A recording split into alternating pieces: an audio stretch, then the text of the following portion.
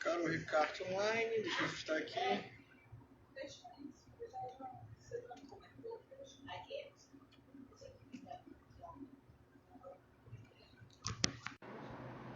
Ícaros. Deixa eu ver aqui, ajustar aqui. Pronto. Mais uns 3 minutinhos aí, tá, Ícaros? Tô te convidando aí. Testar o áudio, testar as coisas.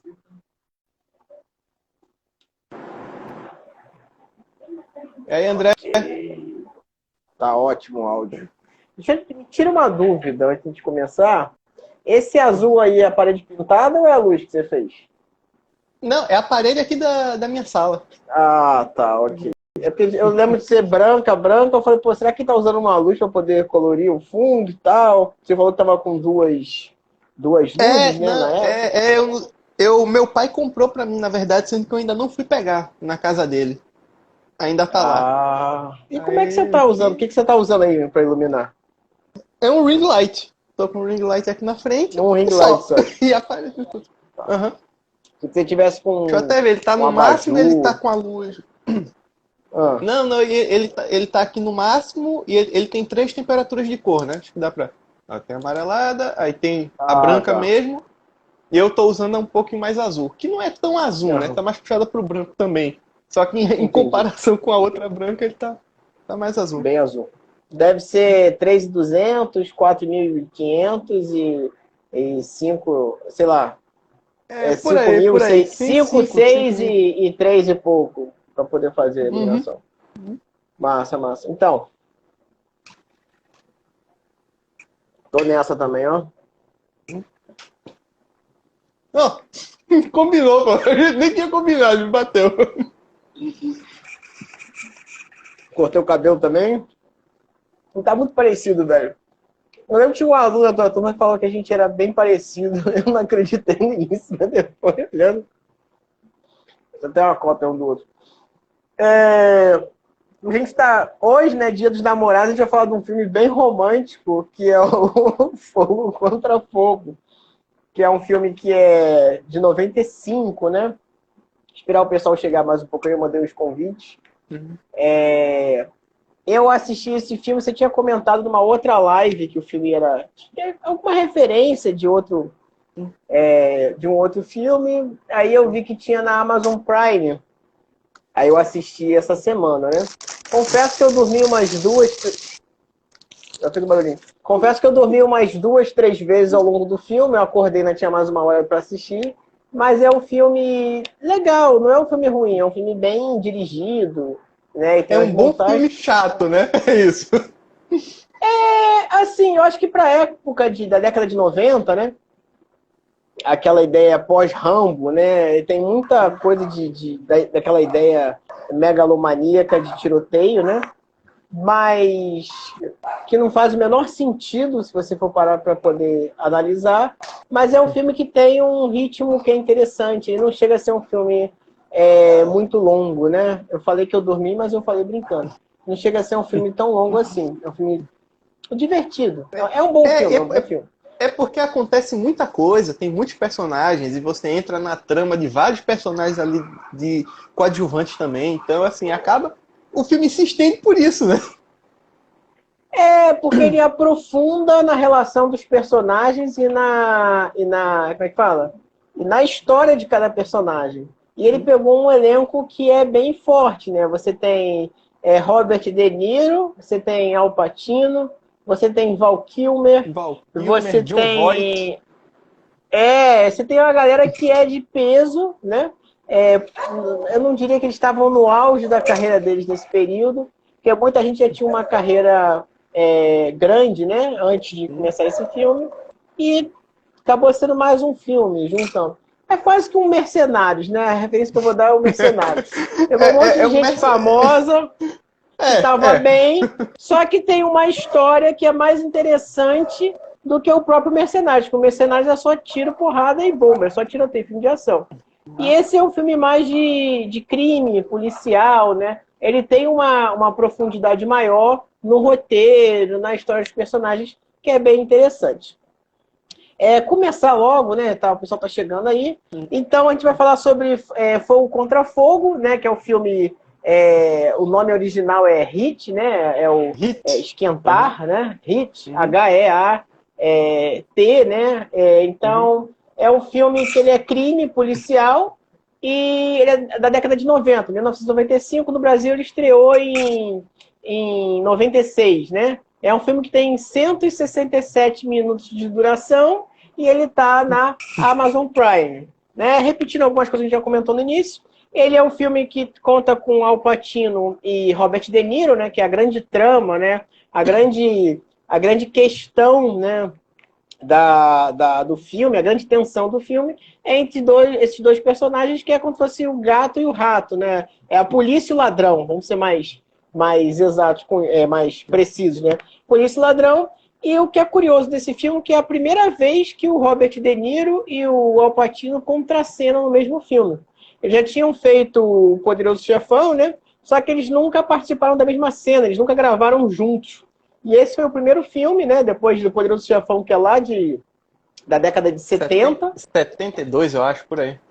70 e termina em 80. Você tem o Poderoso Chefão.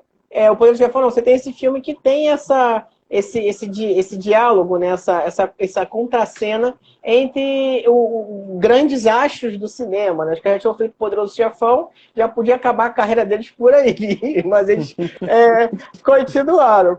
E é um filme que tem, apesar de ser um filme de ação, né, que você comentou, tem uma cena que, o ápice do filme, o clímax do filme, é justamente um assalto que eles fazem ao banco, e são 10 minutos de tiroteio, correndo pela cidade, largando bala. E é um negócio que é um pouco diferente. É uma cena tensa, só que também você percebe que tem uns exageros ali, mas ainda assim, cara, você tá tão envolvido com o filme que passa tudo. É legal que eu lembrei um pouco, sabe do que? Desse filme? De algumas coisas do Batman, o segundo filme, quando o Coringa tá assaltando o banco. Então eles meio que têm um plano, só que acaba dando errado, as pessoas começam a se machucar, mas continua aquela cena, aquele desenrolar todo. Né, eu tenho essa curiosidade. E uma outra coisa que acontece no filme, né? Você tem a história do policial Al Pacino, que ele é, de certa forma, mal resolvido, né? Ele já tem ele está no segundo casamento, tem uma enteada que é problemática. Problemas de relacionamento, né? Tem problemas de relacionamento e ele só trabalha, aquele cara workaholic. Então, acontece alguma coisa, tocou o telefone e eu tenho que trabalhar. Não, mas não interessa. Eu não gosto de estar aqui, eu gosto de ir para o trabalho. O trabalho é a fuga dele como policial e constrói-se uma ideia que ele é um policial muito inteligente, muito respeitado, né? Ele sabe resolver os casos com muita destreza. E o vilão do filme, que é o Robert De Niro, ele é um ladrão muito habilidoso. Então não é aquele ladrão de galinha, ele planeja bem, arquimeja, vê planta, estuda como é que vai ser. É quase que um 11 homens e um segredo, né? Ele arquiteta tudo direitinho para poder fazer o roubo perfeito. E o início do filme, acho que o Ícaro vai cair. E o início do filme começa justamente com que eles vão fazer um assalto a um carro forte e eles precisam de mais gente. Aí eles chamam um cara para fazer parte da equipe, só que rola uma certa confusão. Deixa eu ver aqui se é a minha internet que está dificultando a situação. Tentar chamar o Ícaro de novo. Chamando o Ícaro.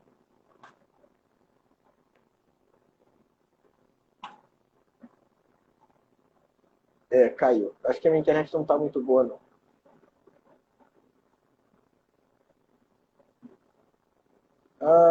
Esperar o Ícaro entrar aí, que acho que a internet está meio... Deixa eu ver se eu tenho algum problema que consiga facilitar resolver.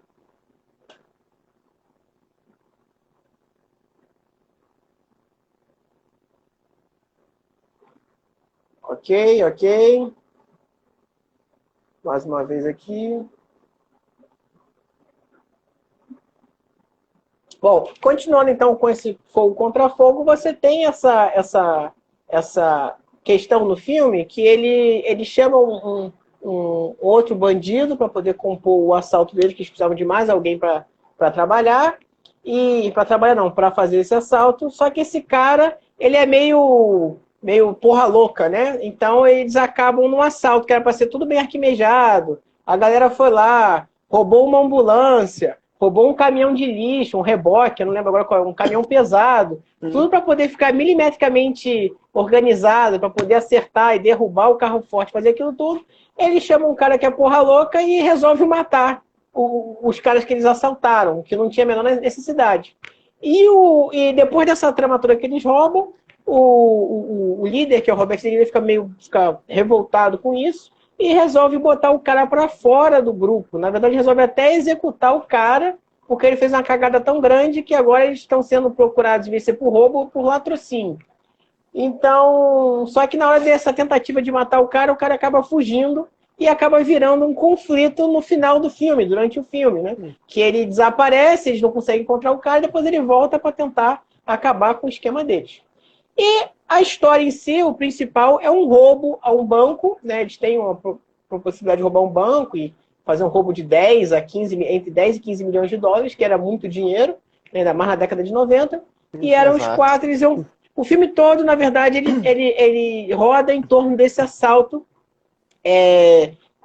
a esse banco. Só que antes de ter o assalto a banco, tem a apresentação dos personagens, né? Do policial, que é bonzão, que é investigador, né? O detetive. Você tem a apresentação dos personagens, né? Dos ladrões, que são os protagonistas do filme. Então, acontece um assalto antes para ter o assalto realmente, que vai ter 10 minutos de tiroteio, aquela confusão toda. André, tem a apresentação até assim dos policiais, né, do policial principalmente, que é o Al Pacino, e de todos os bandidos, praticamente, todos os ladrões, porque você acompanha a vida do De Niro, como ele se apaixonando pela mulher lá e tal. Você acompanha a vida do Val Kilmer, que cara abusivo, bate na mulher, ameaça tudo, cara, um completo maluco. Acompanha a vida do outro cara lá também, que tem filhos e tal. Então, você se envolve com todos os personagens. Não é simplesmente um filme de ação, um filme de suspense qualquer. Ele não é simplesmente um Mercenários, tem história. Eles são, assim, considerando as proporções de que é um filme, de que é uma ficção, mas ali eles são personagens, eles são humanos. Eles não são super soldados, o cara é um super ladrão que rouba tudo. Não, cara, ele simplesmente é um cara inteligente e que realiza assaltos, mas que os assaltos dele são absurdamente planejados e ele tem uma vida depois, quando acaba aquilo ali. Tanto que ele realiza roubos de tempos em tempos, sei lá, um por ano, algo assim, ou de 3 em 3 anos. Não é direto que o cara tá fazendo isso. Que mostra que realmente os caras são ali o mais humanos possíveis dentro dessa ficção que está sendo contada. E o que é legal é que ele mostra e dá uma certa dramaticidade à vida de cada um deles também, isso que é interessante. Por exemplo, o principal é o lobo solitário. Ele tem até um discurso que ele repete no filme várias vezes, que é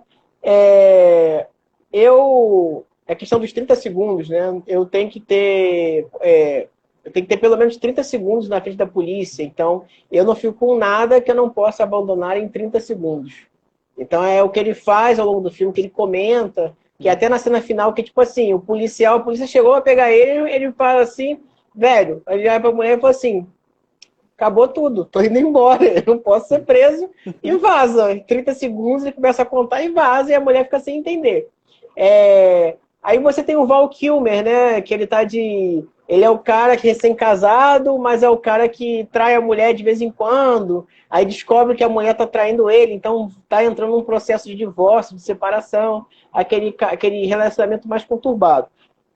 Você tem um outro cara, que eu esqueci o nome dele, do ator também. É o Tom Sizemore, eu acho. Que é o gordinho, né? Que é o cara que é o paizão de família, adora a esposa, né, leva pra passear, é o cara que tem uma vida social ali, é o cara de bom coração, né, apesar de ser um ladrão, em relação a todos os outros personagens, é o familhão, é o amigo, é o cara que tem mais a perder, que isso também tem no discurso.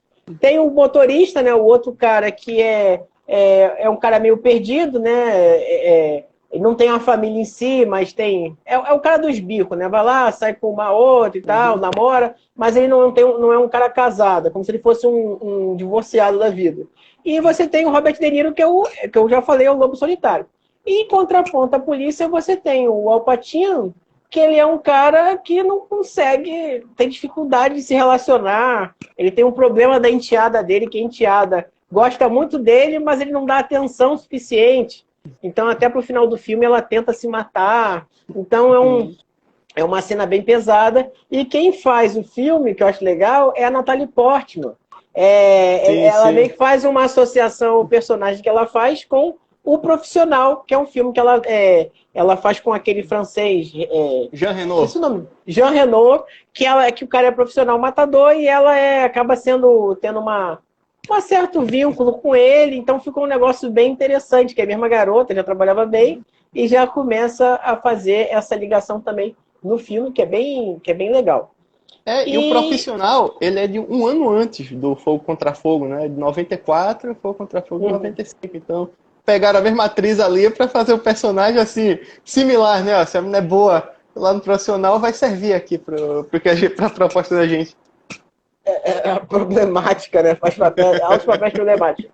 Então, o filme ele acaba tendo essas 2 horas e 15 horas de duração, né? 2 horas e pouco de duração, mas ele dá essa profundidade em cada personagem. Você vê que não é uma questão só de roubar banco, você vê que eles roubam banco, eles têm a riqueza deles e não é algo que assim, ele rouba para comer. Não, ele já tem a estabilidade dele através dos furtos, dos roubos que eles fazem, mas tem uma possibilidade de ganhar uma bolada, tipo assim, para se aposentar. Vamos vai se aposentar, pegar 10 milhões, te divide e tá tudo certo. Só que como tem essa confusão no primeiro assalto que eles fazem, né? O cara começa a delatar ele ele chega a delatar para a polícia também o que aconteceu, para justamente ter acabar com esse plano do roubo dos 10 milhões. Tem toda essa confusão, esse corre-corre. E quem aparece no filme também, que sempre faz papel de corretor de Wall Street, é aquele ator que eu sempre esqueço o nome dele, também faz Falcão Negro em Perigo, né? Que ele é um cara corretor que tem muito dinheiro e o primeiro assalto que eles fazem é justamente sobre algumas ações, alguma documentação que vale muito dinheiro desse cara.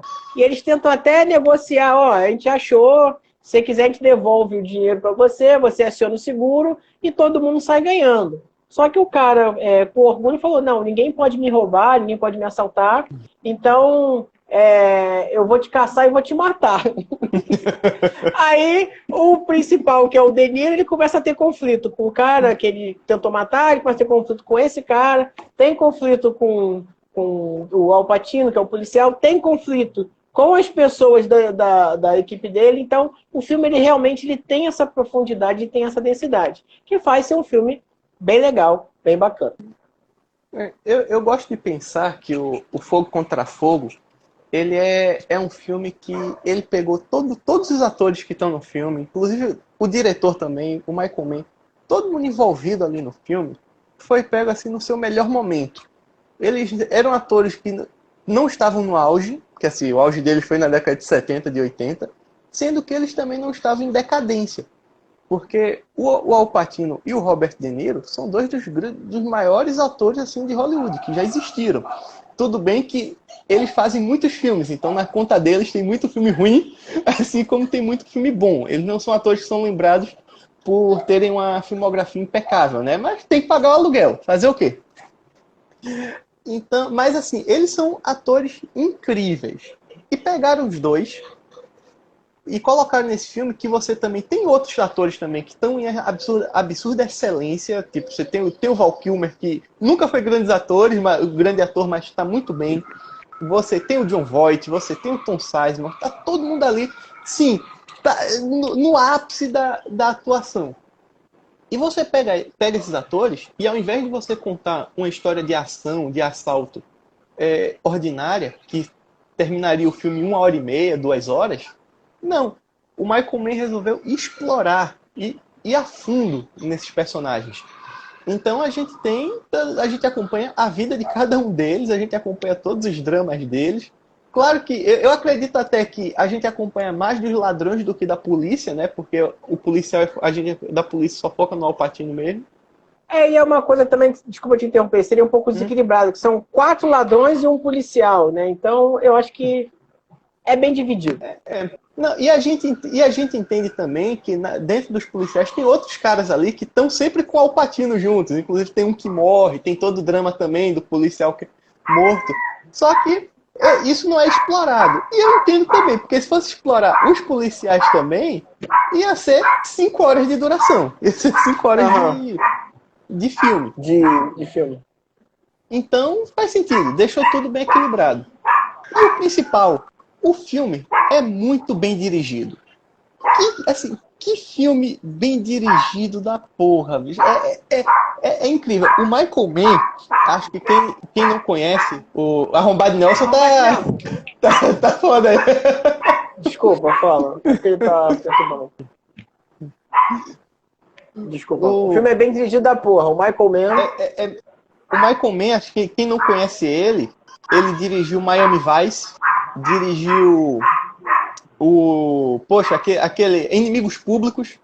Assim, ele é um diretor muito bom para dirigir filmes de filme policial assim, que envolve máfia, envolve gangue e tal. Filmes urbanos também. O cara é muito bom. Ele fez, sabe o que também, que é muito bom? Colateral, que é com Tom Cruise.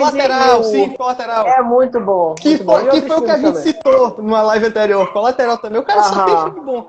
E a maioria desses filmes se passando em Los Angeles, que é o mais interessante, que é a cidade dele e tal.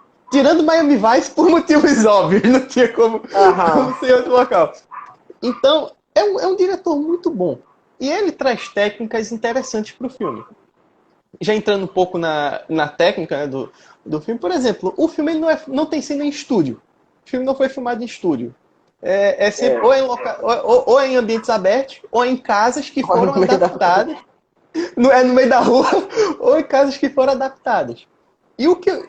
A cena do tiroteio, que a gente tem que falar dessa cena aqui, a cena principal do filme, ela é algo absurdamente louco, porque pela forma de captação do som que tem nessa cena. Porque o que foi que o Michael Mann pensou? Ele não capta, para quem não sabe, né, assim, captação de som para filmes, você utiliza sempre os microfones, muitas vezes, o boom, né, ou o microfone shotgun e tal, que são os microfones direcionais para captar a voz a que sai direto dos atores ou dos objetos que estão sendo usados. E isso a gente chama de Foley, né, que é a captação do som do ambiente enquanto a ação está ocorrendo. O que é que o Michael Mann fez? Ao invés de você ter o cara com o microfone segurando embaixo da arma que está dando tiro, ele espalhou vários microfones ao redor do set de filmagem que ia captar o som. Então, quando você estava captando, você tinha o tiro direto, né, o som captado diretamente. Ele também adicionou na edição o som do, vamos chamar assim, de eco, né, do captado pelos outros microfones. Então, por isso que a cena tem toda tem todo esse clima de realidade, tiroteio, né? De tiroteio real. Parece que os caras realmente estão trocando tiro ali. Porque não é simplesmente aquele tiro seco direto que tem em filme. Não, o tiro ele tem aquela sensação realmente de que o tiro está acontecendo do seu lado, algo realmente mais cru. Então é isso que traz a graça do filme, o legal que é esse filme, porque ele não é simplesmente um filme de ação qualquer. O próprio diretor pensou nisso. E isso se repete em outras cenas também, numa proporção menor, porque essa cena do assalto realmente é o ápice do filme. É porque o assalto em si, ele é ápice do filme. A história acontece em torno do assalto, né? É o assalto, o que tem antes e o que tem depois. E é uma cena que ela é bem exagerada, vamos dizer assim. A execução do assalto é um negócio meio doido, porque o banco que eles vão roubar não fica no térreo, né? Eles entram num prédio, vão até não sei qual elevador, qual andar de elevador, assaltam e saem. Só que e a execução do assalto é super tranquila, assim, entre aspas, né? Que eles jogam, fazem um barulho, se encapuzam, entra com os coletes cheios de munição, apesar de a gente não ver eles trocando munição uma vez ao longo, eles não trocam pente de munição, cartucho de munição, é só tiroteio. Mas eles têm munição, né? Diferente do Rambo, que pega uma arma, né, que a gente já comentou aqui, e dá 500 tiros e sem camisa, só de calça, e a bala não acaba. Ali não, realmente eles estão municiados, teve essa coisa, mas você não vê eles fazendo troca. E eu acho que teve realmente um cuidado, né, de como usar a arma. Tu vê que eles têm uma destreza maior, diferente do Rambo também, que atira pro alto e sai matando todo mundo. Só que a cena é muito louca, né? É coisa de americano que resolve tudo na bala. E vai minha crítica. Porque os caras, eles estão de fuzil, eles não estão de... A troca de tiro não é de pistola, a polícia não está de pistola. Eles estão com um armamento super pesado, trocando tiro com os bandidos no meio da avenida principal. E assim, a bala comendo, ninguém toma tiro, é uma correria. E tem essa confusão toda. Eu acho que eu quero de novo. Mas é a cena. Aí caiu. Deixa eu ver se eu consigo chamar ele aqui.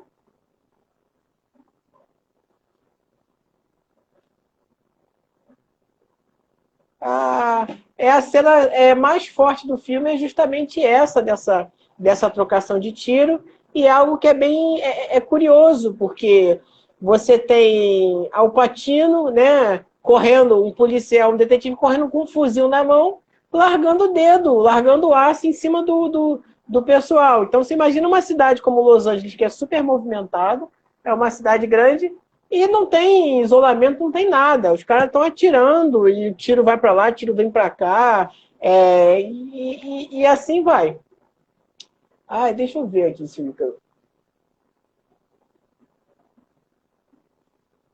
Então, a gente tem essa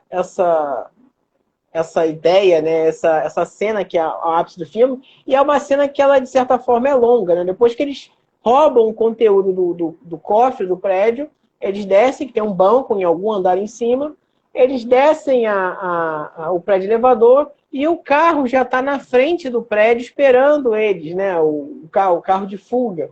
E eles, assim, quando eles estão entrando no carro, a polícia já está ali de tocaia, né? Em cima deles, para poder fazer abordagem, parar. Só que a polícia, até que ela chega meio devagar, né? Ela não chega tirando, né? Mas quando vê, eles começam com fogo cruzado ali no meio da cidade. Eles tentam fugir de carro, aí a polícia faz bloqueio, aí mata o piloto de fuga, aí é aquela confusão toda. E engraçado que até o piloto de fuga, que é um ator ultra coadjuvante, ele também tem uma história.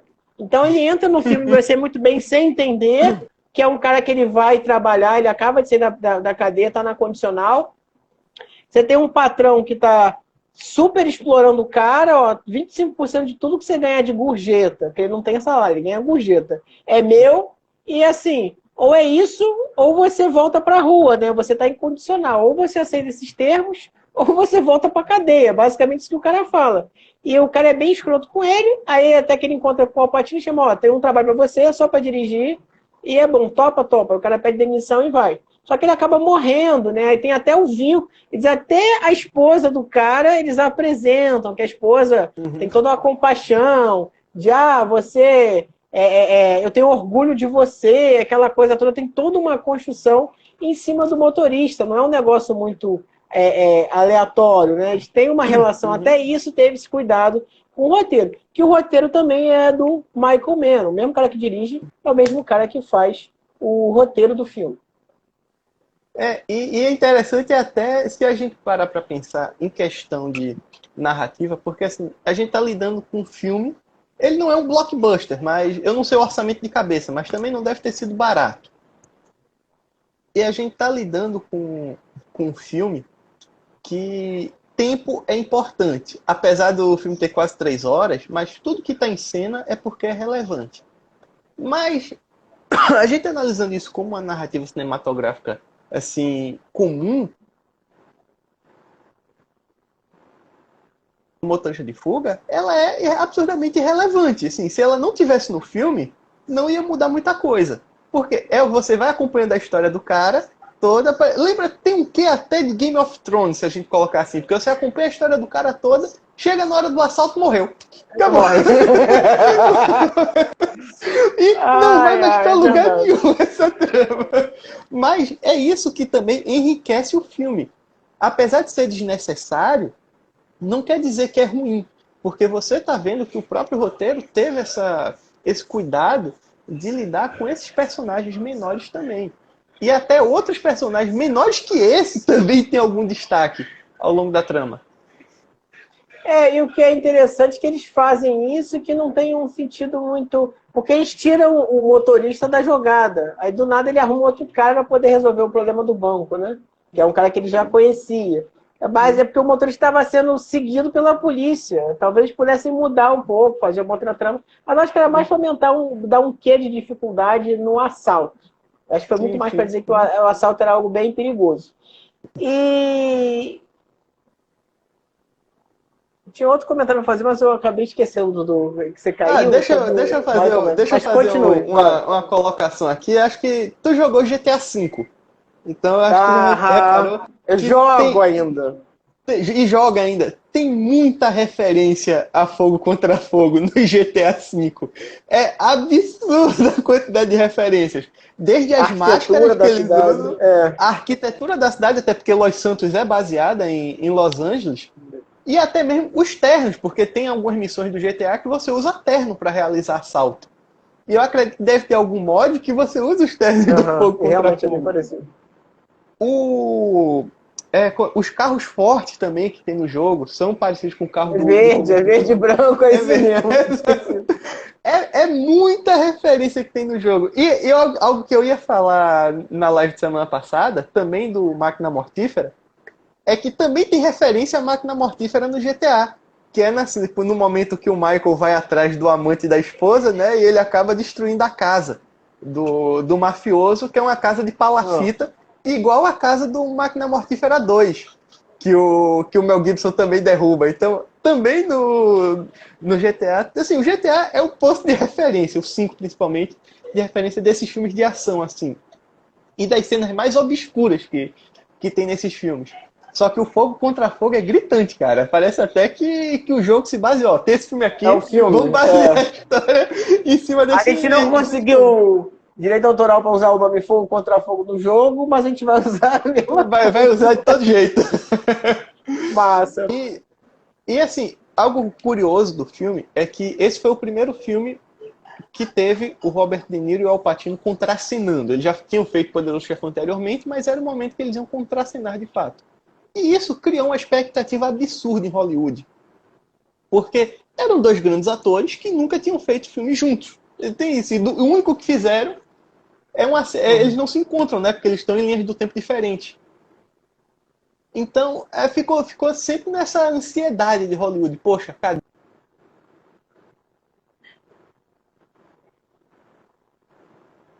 Não para a história, mas para a expectativa, porque eles só contracenam em 2 cenas. O filme inteiro. É a cena que eles se encontram no restaurante, no diner, na verdade, para ter aquela conversa. E é no final. Né? E a cena do tiroteio no final. Eles não contracenam em cena nenhuma. Além dessas 2. Só uma aposta para fazer é que o Robert De Niro, ele inicialmente não queria fazer o filme. Ele só fez depois de ler o roteiro e ver essa cena do café e falou, não, então eu vou fazer o filme. Porque é bem interessante que você tem o bandido e o policial, eles sentam, tipo assim, antes de começar a guerra, a gente vai fazer um acordo aqui, eu vou te prender, não, mas eu não vou ser preso porque eu vou fugir, e se você for me prender, eu vou te matar. Fica aquela brincadeira toda ali, e ele não prende ele porque ele não tem prova para prender o cara, né? Exato, o Al Pacino, de certa forma, ele age dentro da lei, de maneira correta, né? Isso que é interessante. Mas diga lá. E cria uma situação também, se a gente pensar no roteiro, não faz sentido, assim, ter muitas cenas do policial e do bandido juntos, porque um tá atrás do outro. Então, um tá fugindo e o outro tá caçando. Então, realmente, se a gente pensar, independente dos atores que estivessem interpretando, não faria sentido ter 200 cenas dos caras juntos, porque eles não são 2 policiais ou 2 bandidos. É o policial caçando o bandido. Só que isso criou um problemaço em Hollywood na época, porque todo mundo queria realmente que eles tivessem mais cenas E decepcionou muita gente. Apesar do filme ser aclamado pela crítica, muitas críticas assim, da época, bem da época mesmo, criticaram isso, porque os dois não contracenam. Aí, anos depois, acredito que foi 2007 ou 2008, eles fizeram as duas faces da lei, a outra face da lei, algo assim, do crime e tal, que eles são dois policiais. Sendo que o filme é horroroso. Assim, e os dois já estavam em decadência ali. Então, foi um filme que veio para tentar alavancar a carreira dos dois, mas é um filme horroroso, um filme muito ruim, e os dois já estavam decadentes, nem eles queriam estar ali. Então, não deu muito certo. O grande encontro dos dois atores mesmo só veio acontecer em 2019 com o Irlandês, né? Que foi realmente quando o Martin Scorsese bateu o pé e disse, ó, agora tem que ser, meu amigo. Não tem outro jeito. Também não assisti, porque eu dormi 2 vezes, quando eu acordei tinha 3 horas para assistir, eu parei. As duas faces da lei, acabei de achar aqui. As duas faces da lei... Meu pai assistiu Irlandês em 3 dias, pra tu ter ideia. Ele não conseguiu. Eu acho que ele assistiu rápido, assim. Rápido. Mas, assim, Irlandês é um filmaço, recomendo também. Todo mundo assistir. Mas, assim, então, o Irlandês, ele foi meio que uma catarse em Hollywood, porque foi, assim, o encontro oficial desses dois atores, porque era um bom filme com um bom diretor e que eles iam ter muitas cenas contracenando juntos. Então, isso que é curioso também, que são dois grandes atores que tiveram poucas oportunidades de atuar juntos, e quando tiveram, né, ou tiveram poucas cenas, ou o filme foi uma porcaria, enfim. Mas isso quem reclama são os espectadores, né, porque eles estão com o bolso cheio de dinheiro, porque pra fazer filme, sei lá... Pra fazer um filme ruim, ganhar 2 milhões, tá bom. Ganhar 2 milhões tá ótimo, até eu vou. Até eu vou lá, 10 milhões. Deixa eu vou arrumar um carregador do celular, mas continua comentando aí que eu já volto. Não, beleza. Não, é porque, assim, Mãe, o fogo contra fogo... celular aí, por favor. Ah, não, tá aqui. Desculpa, eu ia fazer um comentário, só que tu chamou aí e cortou o áudio todo. Cortou? Sim. Ah, foi mal. E o Fogo contra Fogo, algo interessante também dele, é a própria fotografia do filme. Acho que a gente já pode falar um pouco da técnica, né? Vamos falar um pouquinho de técnica. A fotografia, assim, eu acho a fotografia, ao mesmo tempo que ela é comum, eu acho ela linda. Não sei se é porque o diretor, ele é ali de Los Angeles, ele gosta da cidade, mas a forma como ele filma a cidade em si... E os personagens, é interessante também que acho que se o personagem ele tá com a arma na mão, ele é sempre filmado em contra-plongé, né? Pra ele parecer maior do que é, parecer que ele tá poderoso e tal. Eu não cheguei a ver esse nível de detalhe da direção de fotografia. Mas eu reparei em algumas coisas, eu não vi muito posicionamento de câmera. Mas eu reparei que tinha muito nesse filme o uso de Steadicam, né? Você tem muito aquela movimentação de câmera um pouco mais fluida, e aqui a gente está falando de Steadicam mecânico, né? Não é esse de glide cam, eletrônico. Não é o Trinity da Arri, de 80 mil dólares. Era o cinema raiz ainda. É o raiz, né? É o tio André trabalhando. Então...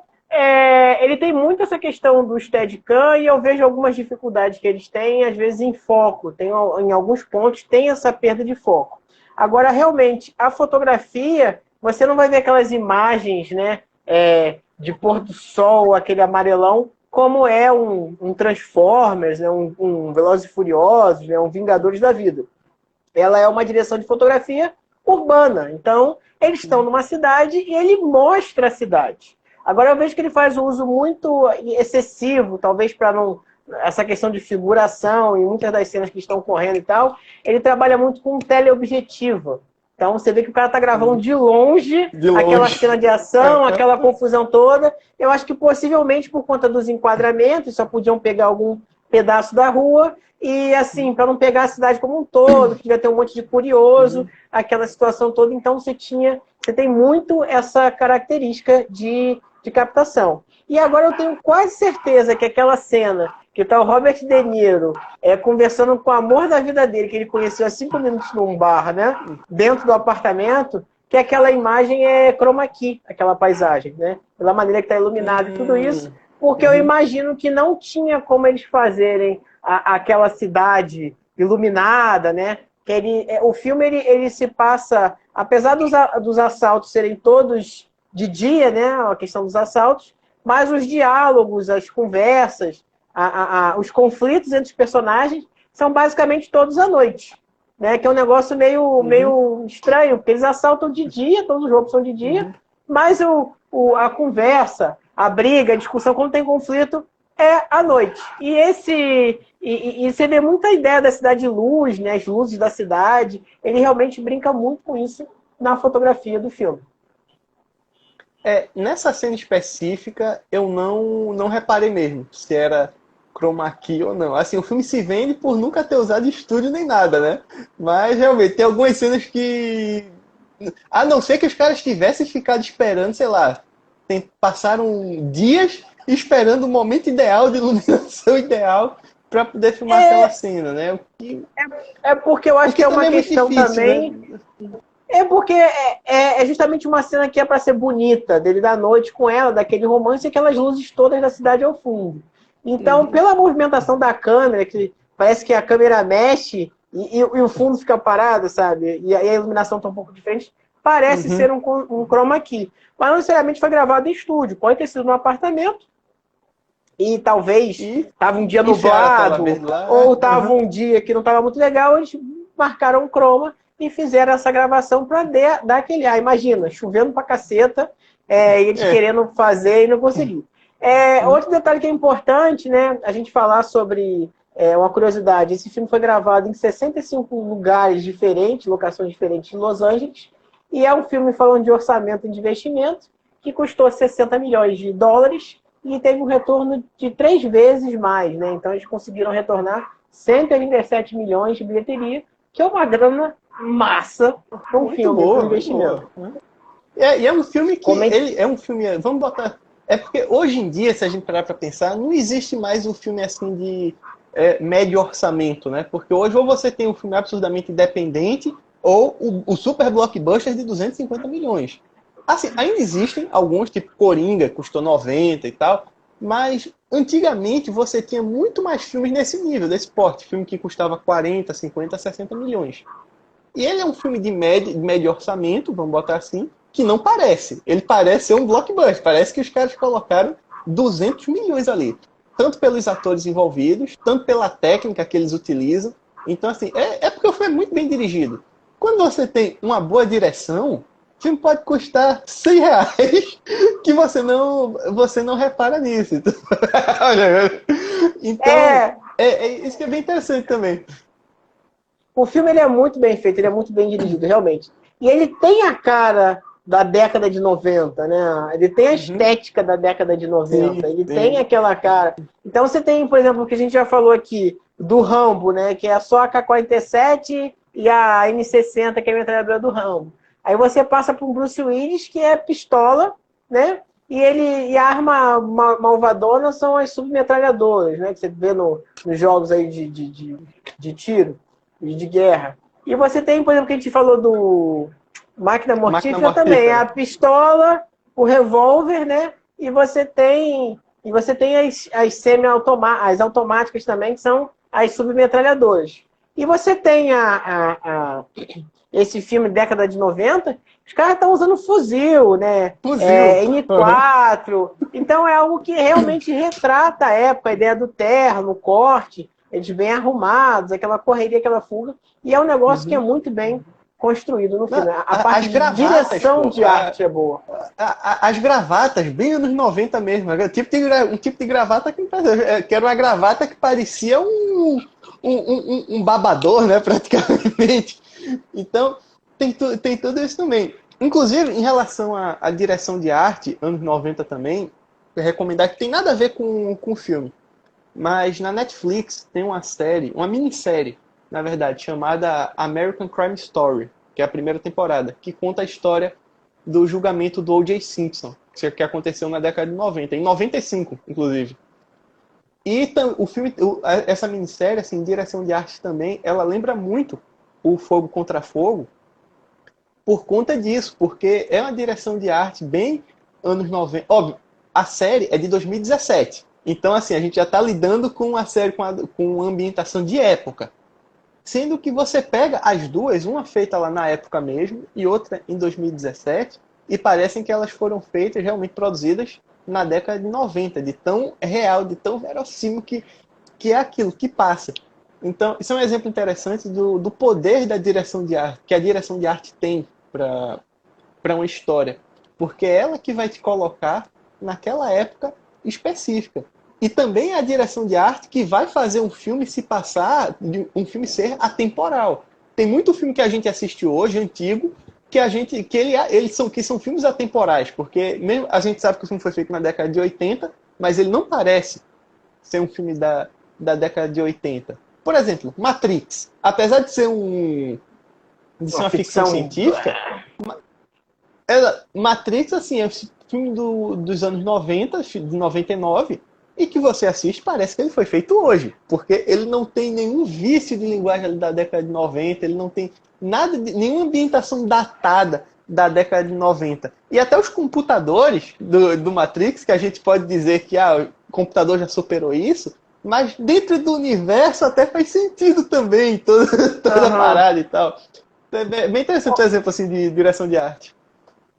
Outro filme que a gente pode comentar também, fala nessa parte de direção de arte que se torna temporal, foi o que a gente comentou aqui, que foi o Seven, que é um filme da década de 90, que ele pode ser da década de 70, pode ser uma história daqui a 20 anos, 2050. Ele tem essa atmosfera, né? Que é muito importante esse trabalho de pesquisa do diretor de arte para poder montar tudo isso. E o Seven acaba entrando no mesmo problema do Matrix. O único problema é os computadores da época. Tem toda aquela parte deles esperarem, sei lá, 24 horas para chegar a digital. Da digital. Mas assim, a gente releva tranquilo, porque o cara deslizou na bola em uma parada envolvendo computadores. Bicho, quem é que se importa com isso? Quando todo o resto do filme realmente encaixa nessa ideia de ser atemporal. Então, assim, um deslize ou outro passa tranquilo. Também não desmerece nada. Mas vai botar uma cena dizendo que foi hackeado o sistema, eles estão tendo que fazer tudo do zero. Aí pronto, já resolve o furo de roteiro do filme. Pronto. E o que mais que eu posso comentar desse... Agora eu vou falar das coisas que eu não gostei do filme, né? Alguns exageros que tiveram nesse Fogo Contra Fogo.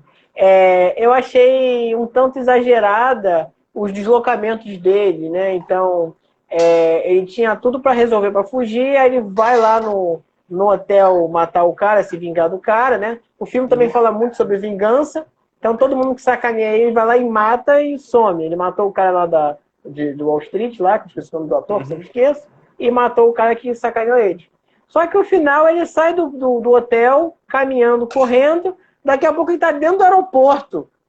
E assim, tanto lugar para o cara se esconder, ele consegue correr no meio do mato no escuro, e o que é mais impressionante é que o Al Pacino, que é o policial, consegue alcançar o cara e achar onde é que ele está.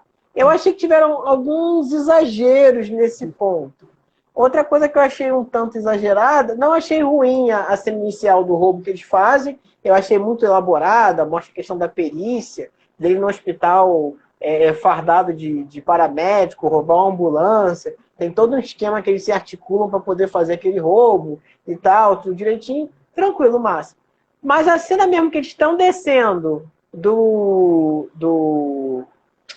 roubando o banco, aí tá o cara de terno e gravata, com um volume enorme nas costas, que não é uma pistola, é um fuzil. Ele entra no banco e ninguém fala nada, ninguém faz nada, assalta.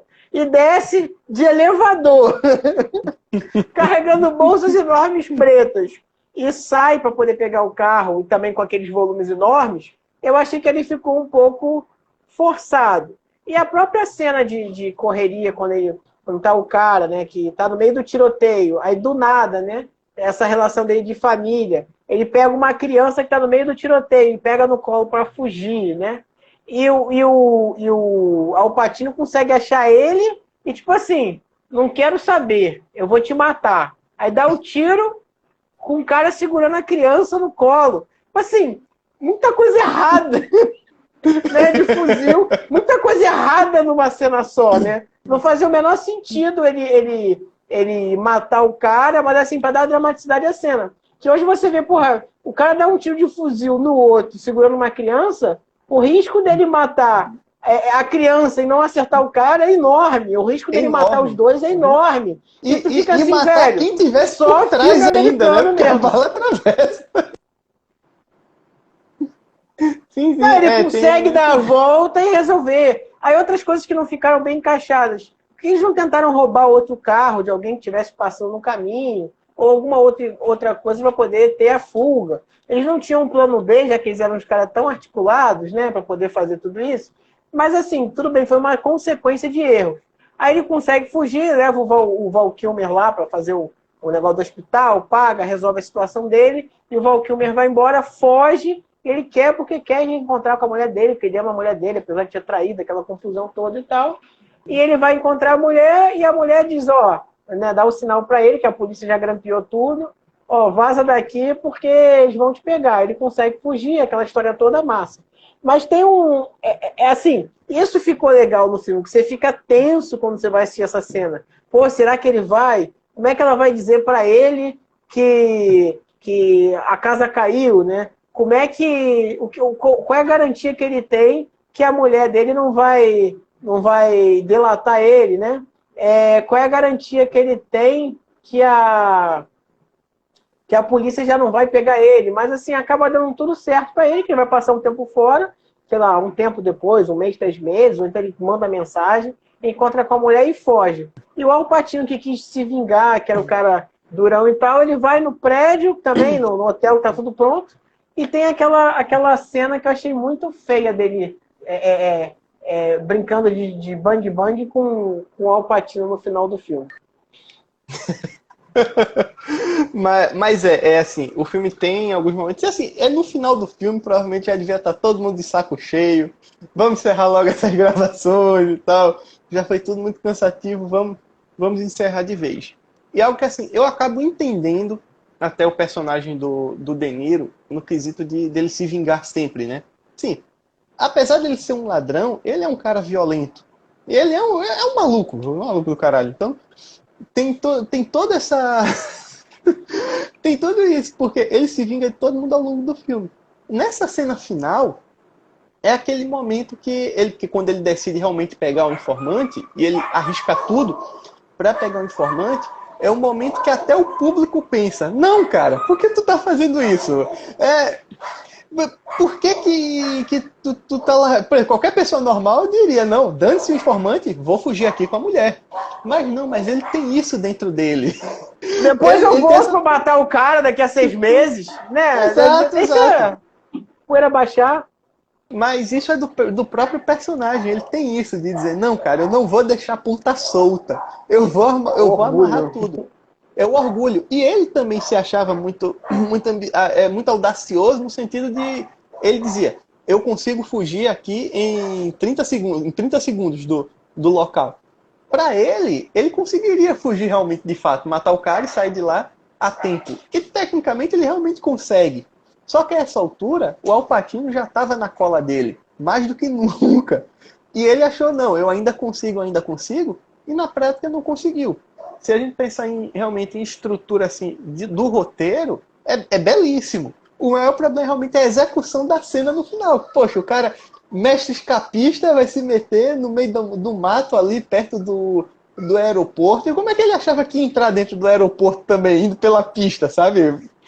Peraí, tudo bem que era uma época, era pré-11 de setembro, beleza, mas gente, também não, não era bagunça, né? Assim, na década de 90. Não, o que eu achei estranho é, tipo assim, além de ele sair de um hotel e parar do nada dentro do aeroporto, tipo assim, o Al Pacino chegou muito rápido perto dele. Um cara que tá fugindo, entende? No meio do escuro à noite. As coisas que eu achei ficaram não muito bem encaixadas, sabe? Mas no fim das contas não estraga o filme. O filme continua É. excelente. É porque, é porque a gente falando aqui, a gente já viu o filme, a gente já analisou, parou para ler. Quando vocês estiverem assistindo pela primeira vez, já estudou. Quando vocês estiverem assistindo pela primeira vez, vocês vão se envolver com o filme. Se vocês não dormirem, recomendo começar a assistir agora. Tem no Prime Video, já vai assistindo agora. Pra acabar, sei lá, antes da meia-noite, beleza? Mas é um filme que ele acaba te envolvendo com tudo, e principalmente porque ele é diferente. Se você tá cansado de filme de ação, ou até filme de assalto mesmo, porque tem muito filme de assalto bem genérico, tipo aquele Uma Saída de Mestre, tá ligado? Aquele dos mágicos que são ladrões também, que eu esqueci o nome. Enfim, Truque de Mestre. É um Truque de Mestre também, que são filmes bem genéricos de assalto. Esse não. Esse é um filme assim, com excelência. Os atores são muito bons. O diretor é muito bom. O roteiro é muito bom. Assim, tudo é muito bom. Apesar de uma coisinha ou outra. Mas quando você estiver assistindo, você nem repara nisso. Não estraga, não estraga. O filme ele é completo, né? E ele tem justamente essa profundidade dos personagens. Então você acaba realmente... Sabe quando você vai ver um filme e você acaba torcendo pro ladrão, porque você gosta da história dele? É mais ou menos isso que acontece no filme. Só que são vários ladrões pra você torcer. São vários ladrões. Então, ele tem essa profundidade e você assiste. Ele não é um filme longo. Né? Eu falei que eu dormi eu falo brincando, mas ele não é um filme longo, não é um filme chato, nem tedioso. Ele tem 167 minutos e dá pra você ver tranquilamente. Não, são 2 horas e 50 que passam fáceis. Não fica arrastado realmente, não. Só vai ser chato se você for com outra expectativa. Aí se você for realmente assistir esperando Mercenários, acabou-se tudo. Não é um filme de... Desculpa. Não, mas acredito que quem vai assistir, que já viu a gente falar aqui, vai passar por esse filme tranquilo. Não é um filme de ação incessante, né? Ele tem história, tem ação, começa, tem as tramas, tem os conflitos, ele continua. Ele não é tiro, porrada e bomba o tempo todo. Ele tem uma construção bem legal. Esqueci que eu ia comentar do coisa. De novo, né? Eu tô falhando. Mas que eu tô vendo em relação dos comentários também. Em relação ao tempo, André, como é que a gente tá aí? Com o tempo da live?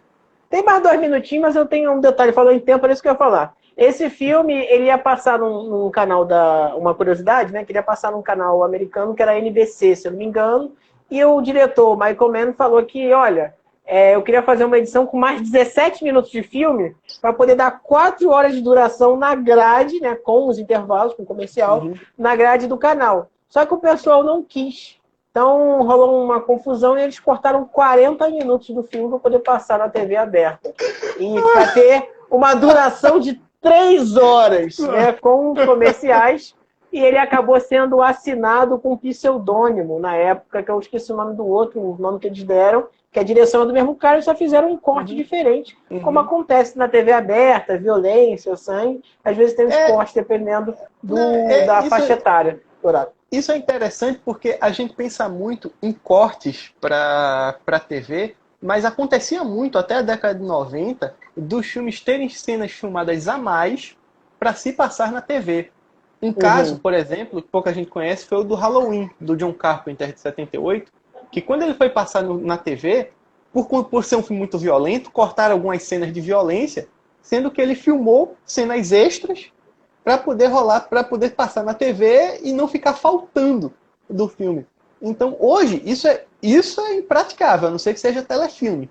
Mas na década de 80, 70, 80, 90, era muito comum dos filmes fazerem isso. Por isso que capaz de a gente ter assistido um filme na Globo, ele ter cenas a mais, quando a gente vai ver o DVD, a versão original do diretor, não ter essas cenas. Isso é bem curioso. E vice-versa também, né? Dependendo do horário que vai passar, também às vezes tem alguns cortes, algum palavrão, algumas cenas que você acaba não vendo na TV aberta por conta do horário que passa. Você tem essa restrição de idade. Vai passar um filme desse de tiroteio, gente morrendo toda hora na sessão da tarde. Né? Então eles acabam cortando algumas coisas, acaba sendo muito violento. Né? E alguns filmes nem passam nesses horários. Não passam nem. Às vezes tem filmes que não passam nem de madrugada, pra ter ideia. Tem filmes que são bem violentos. Eu tô vendo o pessoal comentando aqui sobre o Irlandês. O Irlandês talvez seja um filme legal pra gente comentar aqui, tá? A gente tá encerrando a live. Não sei se o Icaro quer fazer mais algum comentário, já passou um pouquinho de uma hora.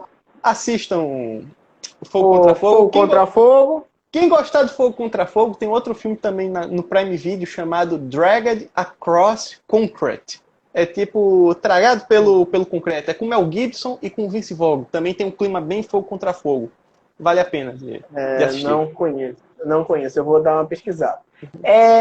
Fogo Contra Fogo está no Prime Video, né? Vocês podem assistir. Mais uma vez, 167 minutos. Então, terminando aqui, corram para assistir. Vocês conseguem dormir 2 horas da manhã, ou até antes disso, no meio do filme. Brincadeira. Mas é um filme muito bom e bem construído.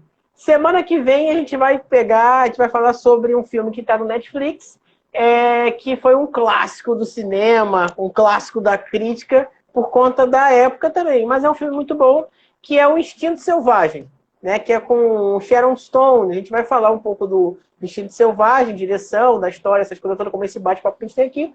E também a gente deve comentar sobre outros filmes que tem essa personagem femme fatale, né? A Fêmea Fatal, né? A Mulher Fatal no filme, que é um filme muito bom. Tá no Netflix, recomendo que vocês assistem amanhã, ou se tiverem possibilidade depois de assistir o Fogo Contra Fogo hoje, que é um filme da década de 90 também, que ele é muito bom, ele é muito bem construído e tem uma trama bem legal. Certo, jovens? Ícaro, considerações finais, por favor. Não, é isso, assistam. Assistam. E só um comentáriozinho aqui, que a Daniela tá falando aqui nos comentários, sobre A Caça, do Thomas Vinterberg, que é um filme, eu não sei se é sueco ou se é norueguês, finlandês, enfim, que é um filmaço, com o Mads Mikkelsen. Também é um filme interessante, que ela comentou aqui, eu assisti esses dias, esse filme, é bem curioso mesmo. Mas assistam,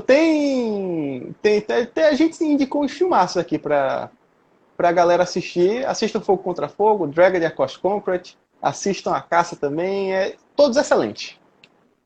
Deu um lag aqui, apareceu agora as mensagens. André falou sobre A Caça, tô vendo aqui, deu um lag. Tá, eu vou anotar aqui pra gente poder ver e fazer um comentário, né? Atorzaço e tal. Chegou aqui, ó. Nossa, deu lag mesmo. Então, gente, muito obrigado. Eu não estou conseguindo colocar essas lives no YouTube, como de costume, né? Estou dando esses problemas técnicos. Mas a gente se encontra por aqui e o Instagram permite a gente falar um pouco mais de 1 hora, agora até 4 horas. Então, a gente vai talvez passar um pouco mais, sempre 1 hora, 1h05, falando sobre esses filmes, tá? Mais uma vez, muito obrigado por vocês terem assistido, acompanhando com a gente. Fiquem sempre à vontade para comentar e falar e sugerir filmes, que é massa para a gente poder assistir e falar sobre também. Ele estava numa sequência muito de trilogia, mas estava pesado, ter que assistir 3 filmes para poder falar sobre a live, né? A gente tem recomendação também do Highlander e alguns outros filmes também que tem na nossa lista para poder comentar aqui por vocês, mas a gente tem pego mais uns filmes mais antigos, mais clássicos, que possivelmente vocês já viram, então não vai ter risco da gente contar algum spoiler aqui e acabar com a diversão de vocês. Certo? Vamos procurar ver A Caça. Obrigado, Daniela, Carolina e todos que participaram da live. E mais uma vez, obrigado também, Ícaro. E até sábado que vem, às 5 horas da tarde, às 17 horas. Tchau, tchau, gente. Feliz Dia dos Namorados para vocês. Tchau.